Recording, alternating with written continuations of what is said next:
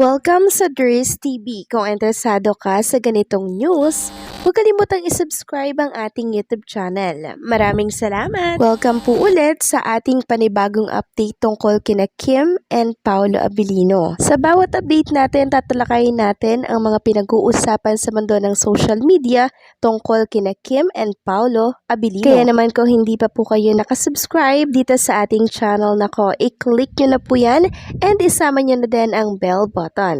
So, ayan, welcome back again sa ating YouTube channel mga ka-Kimpaw, and sa update natin ito, ang pag-uusapan natin ay tungkol sa mga importanteng kaganapan kina Kim and syempre kay Paolo Abilino. Pero bago po ang lahat, narito muna't basahin natin ang ilan sa mga napili nating komento patungkol yan sa naging previous update natin. Una komento mula po ito kay Ginang Rupina. Sabi niya, ano yan? Sinuswerte sila? Alam naman ninyo si pang leading man yan. Tapos, ilalahay ninyo dyan, yung daw role niya dyan ay para kay Baron G. Ano palagi ninyo? Katapat lang ni Paolo si Baron G. Alam naman ninyo, ang mga ganap ni Baron puro parang pang na tao. Para sa ninyong binagsak ang career ni Paolo, di kami papayag niyan. Kahit siguro si Paolo, di papayag yan. So, maraming salamat sa komento, Ginang Rupina, no? Yes, agree po ako sa naging komento po ninyo. Ang role ni Baron ay kontrabida. So, syempre, marami pong magagalit at may inis kay Paolo Abilino sa role niya na yan. 'Di ba? Tapos hindi pa kasama si Chinita Princess. 'Di ba? Maraming magagalit sa kanya niyan. Baka doon na po bumagsak yung karir ni Paolo Abilino niyan, 'di ba? Kaya si Paolo, syempre hindi din niya yan tatanggapin. Ayaw niya pong masira ang kanyang imahe, mga kakimpaw, dahil lang sa role na yan. And syempre, ang dami na pong tinanggihan na project ni Paolo Abilino na ino-offer po sa kanya. Ang dami. Kaya ito, imposibleng tatanggapin niya yan, mga kakimpaw, tapos hindi pa kasama si Chinita Princess. So, ako, hindi rin ako payag dyan. Power couple sila pag magkasama sila ni Chinita Princess. Next naman na komento mula kay Ginang Norma Dayag. Sabi niya, Dries TV, kay saya-saya ko po sa update mo sa Kimpaw. Now that Kimpaw are in a relationship according to Meta, no, how happy me, cause for sure they will be soon reunited in holy matrimony, as I observe, because it's been long time that we are waiting for them to be wed. Yes, there is waiting for them to settle down. Our fervent prayers for this to happen. God bless them both. So with their legit fans, bloggers, and senior citizen nationwide. Maraming salamat sa komento, Ginang Norma Dayag. Namiss ko po ang inyong komento. And alam nyo, dalawa na tayong masaya, Ginang Norma Dayag. And syempre yung mga tagapakinig din natin na iba, sobrang saya nila nang mabasa nga nila na maging sementa, inire-reveal yung relationship ni Kim and Paolo Abilino. So, si Meta AI na po yun, ha? Knowing AI, mga kakimpaw, mas marami pa niyang alam kesa po sa akin. Promise yan, mga kakimpaw. Kasi syempre, ano yan artificial intelligence yan. Lahat alam po niyan dito sa internet, mga kakimpaw. Kaya talagang naniniwala po ako sa kasagutan niya doon sa nagtanong na Kimpaw fans. So, masayang masaya ako, mga kakimpaw, and syempre, hindi lang naman tayo doon magbabase, kundi sa mga kilos na rin ni Paolo at Chinita Princess. So, maraming salamat sa komento po ninyo. God bless at sana hindi po kayo magsawa. So, nakapanood na po ba kayo ng vlog ni Kim Chu kanina inilabas na 8 p.m. So, isang buwan pala, no, bago mag-upload si Chinita Princess kasi yung sinundan niyang upload 1 month ago na po, mga kakimpaw Tapos ngayon lang ulit. Sobrang busy po kasi ni Chinita Princess kaya hindi na po siya nakakapag-vlog.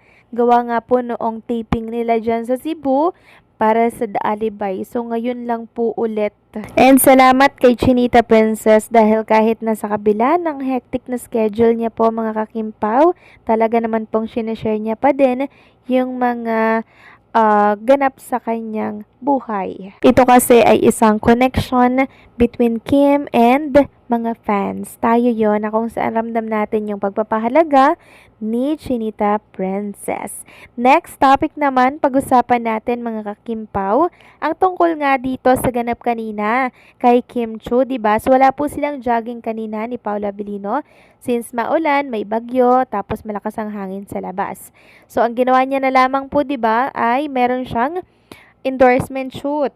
So, after po ng endorsement shoot, mga kakimpaw, eto at family day naman. Na syempre, kailangan may oras din si Kim Chu sa kanyang mga pamilya, sa kanyang pamangkin, kay Ate Lakam. 'Di ba? Talagang napagsasabay po ni Chinita Princess yun. Hindi po nawawala yung family time kahit na sa kabila noon ay sobrang busy niya po mga kakimpaw.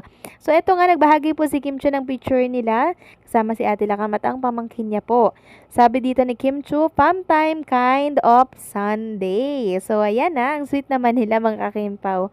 Nakakatuwa. Syempre, since nagbahagi po si Kim Chu ng kanyang picture with Ate Lakam at mga pamangkin niya po, syempre may magtatanong dyan na mga kakimpaw. Kasama ba si Paula Abilino dito sa bonding nila ni Ate Lakam at mga pamangkin niya? Although wala naman tayong nakita dito sa picture na to mga kakimpaw, pero syempre may mag-iisip dyan na syempre ang kumuha ng picture na yan si Paula Abilino, hindi po ba? So ang sa akin lang naman mga kakimpaw, kung nasaan si Kim Chu, nandoon si Paula Abilino. Di po ba mga kakimpaw? Pero may time din na hindi natin makikita si Paula Abilino sa mga lakad ni Kim Chu dahil possible na meron siyang mga work. 'Di ba? Meron siyang mga outside work. 'Di ba? Meron ding business si Paula Abilino mga kakimpaw. So syempre hanapin si Paula Abilino dito. 'Di ba? And then magagawa na naman ng issue yung iba, pero ito lang yung masasabi ko dito. Hindi porket hindi kasama si Paula Abilino sa mga gala, sa mga gathering at get-together ni Kim sa family niya, hindi na po si Paolo nakikisalamuha sa family ni Chinita Princess. Di po ba? Hindi po ganon. Hindi po yun ang pamantayan or basihan mga kakimpaw para sabihan si Paolo Abilino ng mga ganiyan. Wala tayong masyadong alam sa relationship ni Kim and Paolo Abilino, lalo na't private relationship po si Kim and Paolo, hindi po ba? So, nakikita lang natin ay yung mga sinashare lang nila sa mundo ng social media. Pero yung deep relationship nila, mga kakimpaw, medyo konti pa lang yung alam natin doon. Di po ba? And sa picture nga na to mga kakimpaw, meron pong vacant na upuan doon. May mga nagsasabi na baka daw doon nakaupo si Paolo Abilino, mga kakimpaw, at tinanggal lang yung isang plate. So, possible, pwede din naman mga kakimpaw, di po ba? And since very private nga po si Paolo Abilino, syempre hindi siya magpapakuha na kasama po ng pamilya nitong si Chinita Princess. And respeto naman natin yon. Basta tayo, masaya tayo sa mga binabahagi po ni Kim and Paolo Abilino na picture dito sa mundo ng social media. So, anong sa inyo dito mga kakimpaw? Please comment down below.